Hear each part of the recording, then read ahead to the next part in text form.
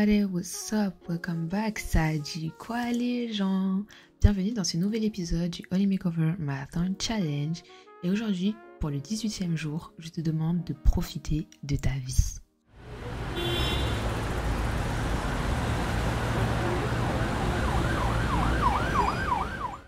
Dans Ecclésiaste 2, verset 24, il est écrit « Il n'y a rien de mieux pour l'homme que de manger et de boire et de faire jouir son âme du bien-être au milieu de son travail.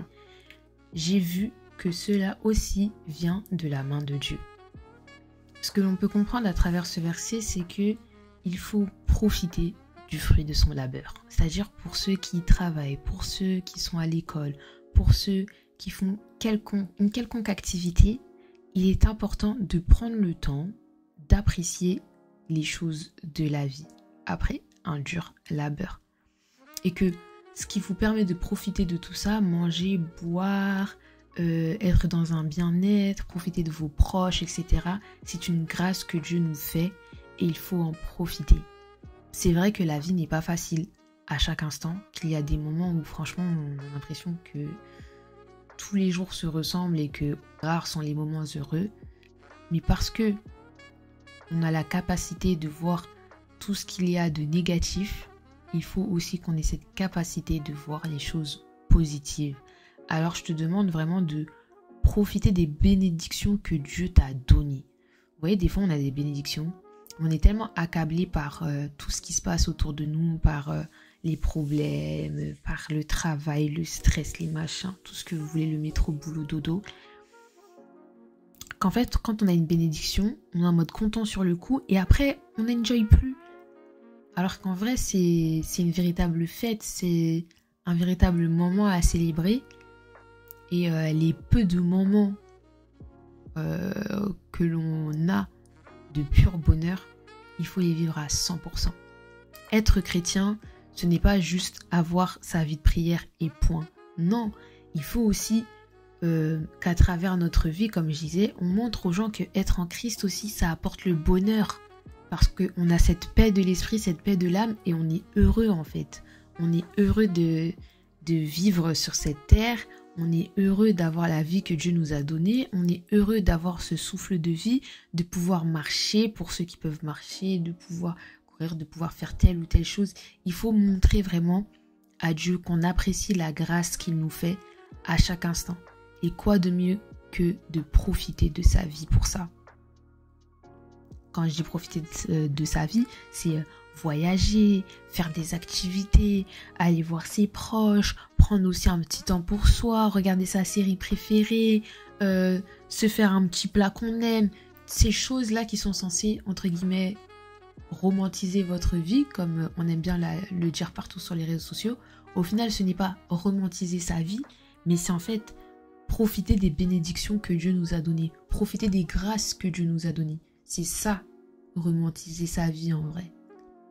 Prendre conscience qu'en vrai, on a de la chance d'avoir ce que l'on a. Même quand on pense ne pas avoir grand-chose, ce que l'on a déjà est une chance.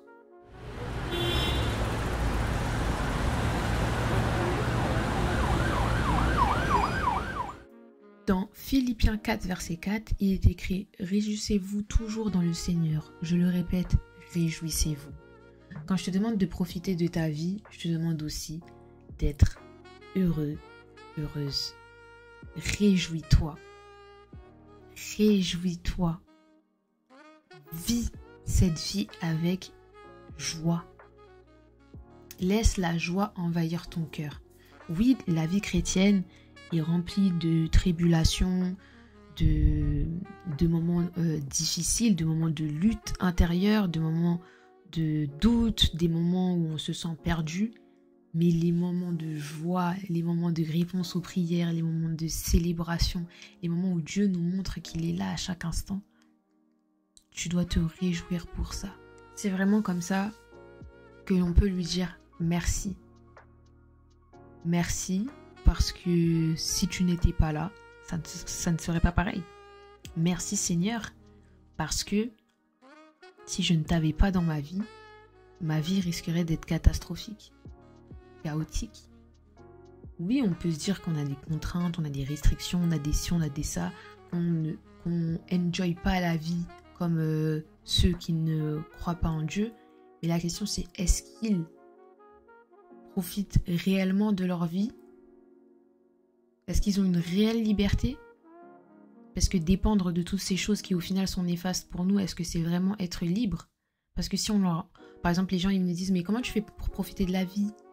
Si tu ne bois pas, tu ne fumes pas, tu ne vas pas en boîte, tu couches pas avec qui tu veux. Mais pour moi, ça, c'est pas profiter de la vie. Pour moi, ça, c'est être en prison. Genre, sans ça, ta vie, elle est nulle. Bah, c'est qu'il y a vraiment un problème.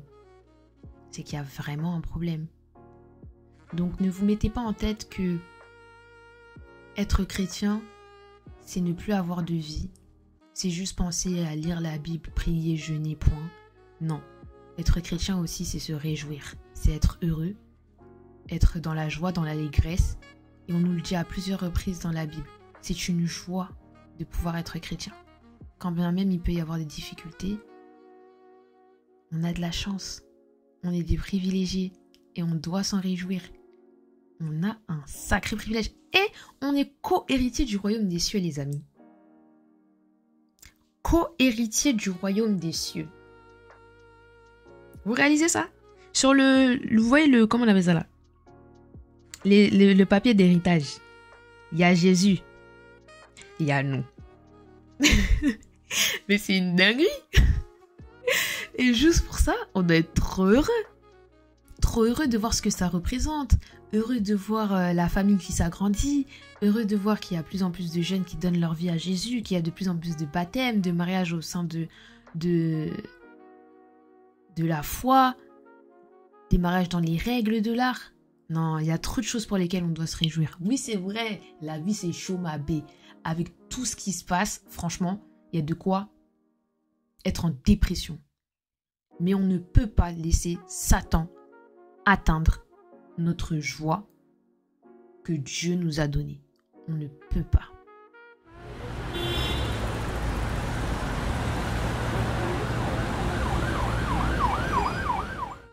Du coup, petit exercice du jour, je te demanderai de faire la liste de toutes les choses qui te rendent heureux ou heureuse, qui te mettent en joie et que tu remercies le Seigneur pour ça. Que ces choses-là qui t'apportent du joie, du bonheur à chaque instant, que ce soit des personnes, que ce soit même ton travail, l'école, une activité, peu importe, fais cette liste, remercie le Seigneur et dans les moments où tu sens que t'es à bout, tu craques, etc., remémore-toi cette liste. Si tu peux même, garde-la dans un carnet que tu peux retrouver et dans ces moments-là, remémore-toi ces choses-là qui te font du bien et qui te rendent heureuse ou heureux. Ce sera tout pour moi. J'espère que cet épisode t'aura plu. Tu peux me laisser une petite évaluation si c'est le cas. Petite étoile, commentaire, tout le tralala. Sinon, tu peux aussi me rejoindre sur mes réseaux sociaux, GaviDRKN sur YouTube et Instagram. En plus, en ce moment sur YouTube, vous avez vu? Je suis là, hein, je suis régulière. Hein. Ça va faire... Attendez, quand on arrivera à dimanche, ça fera 3 semaines que je vous fais une vidéo par semaine. Félicitez-moi s'il vous plaît, félicitez-moi. Anyway, je vous fais de très très gros bisous. Je vous dis à demain pour le prochain épisode. Kiss.